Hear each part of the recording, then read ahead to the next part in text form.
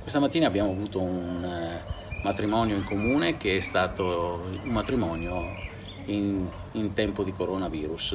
Fiori d'arancio con mascherina, guanti e gel al posto del classico abito da sposa per lei e di quello sartoriale per lui. E ancora maglia floreale a soppiantare il convenzionale bouquet per lei, occhiali da sole appoggiati sul pullover grigio di lui invece della cravatta. Il sì al tempo del Covid tra praticità e concretezza a Santa Maria di Sala. A ufficiare la cerimonia lui, il sindaco Nicola Fragomeni.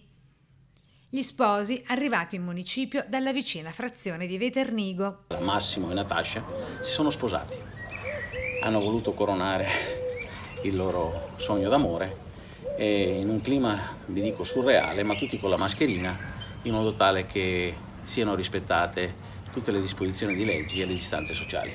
E dopo il vi dichiaro marito e moglie, il brindisi sempre nell'ufficio personale del primo cittadino.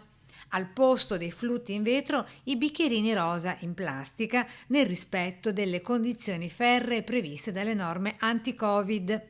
Festeggiamenti per 7 con gli sposi Natascia Tomello e Massimo Mazzarolo e i rispettivi testimoni, uno a testa come da normativa, il consigliere delegato Luigino Miele e il cerimoniere del comune Michele Rizzo. Per i neosposi una nuova via per, è il caso di dire, tenere fede ai loro vecchi sogni d'amore.